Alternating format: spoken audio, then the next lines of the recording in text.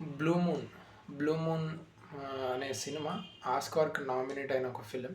ఈ film main premise వచ్చేసి ఒక ఒక సాంగ్ రైటర్, ఒక ఇంగ్లీష్ సాంగ్ రైటర్.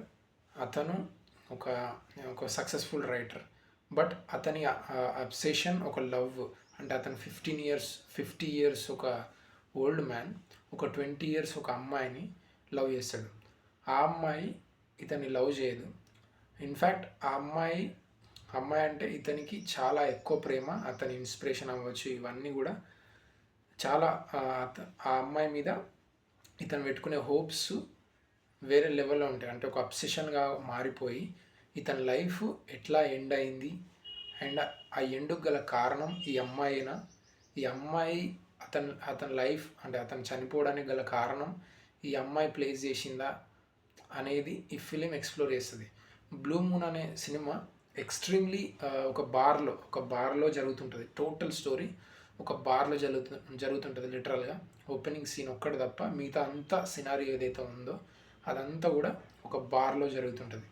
అంటే ఒక టోటల్ స్టార్టింగ్ నుంచి ఎండ్ వరకు total conversational film. But A level of hooking points ఉంటాయంటే, అంటే మనం ఆ సింగిల్ ఆ క్యారెక్టర్, హీరో క్యారెక్టర్ ఎవరైతే ఉందో, ఆ లెసిస్ లారీ అనే క్యారెక్టర్ ఏదైతే ఉందో అది ఒక ఎమోషనల్ జర్నీ. అంటే స్టార్టింగ్ అంటే అతను ఎక్కువ మాట్లాడే తత్వం అతనిది అనమాట.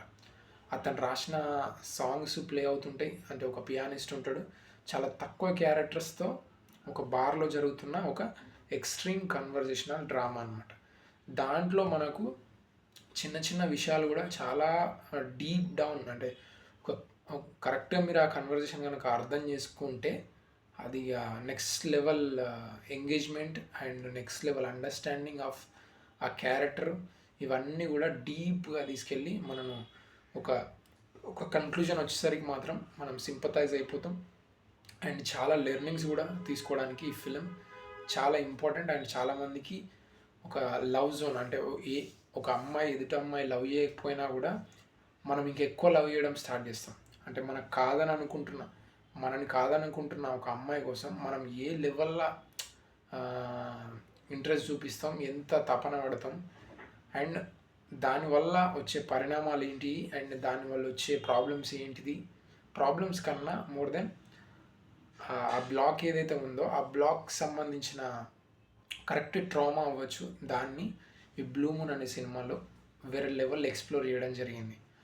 అండ్ మ్యూజిక్ ఏదైతే ఉందో మెయిన్గా అంటే చాలా అతని సాంగ్సే, అంటే అతను రాసిన రియల్ సాంగ్స్ ఏవైతే ఉన్నాయో ఆ సాంగ్స్ ఎక్కువ బ్యాక్గ్రౌండ్లో ప్లే చేయడం జరుగుతుంది.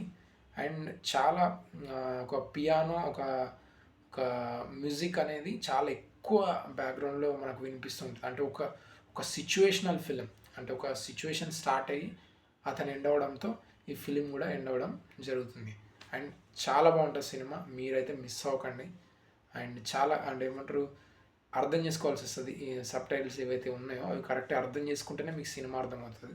లేకపోతే మాత్రం మీరు ఫస్ట్ 20 మినిట్స్ 10 మినిట్స్లోనే టిక్ కొట్టేసి అబ్బో ఇది అర్థం కావట్లేదు అంటే బాగాలేదని అంటారు, లిటరల్గా బాగాలేదని చెప్పేసి వచ్చేస్తారు. బట్ మీరు కరెక్ట్గా అర్థం చేసుకొని ఒక సబ్ టైటిల్స్ కానీ ఒక ఇన్ఫర్మేషన్ ఆ కన్వర్జేషన్ ఏదైతే ఉందో అది మీరు కరెక్ట్ అర్థం చేసుకుంటే మాత్రం it's gonna be another level అనమాట. అండ్ ఇది బెస్ట్ స్క్రీన్ ప్లే అవార్డ్ నామినీస్లో ఈ ఫిలిం అనేది సెలెక్ట్ అవ్వడం జరిగింది. హోప్ఫుల్లీ దీనికి రావాలా వద్దా అనేది ఇంకా మనం డిసైడ్ చేయాల్సిన అవసరం లేదు. బాగుందంటే వస్తుంది. And that's it. Thank you for watching. Please do subscribe.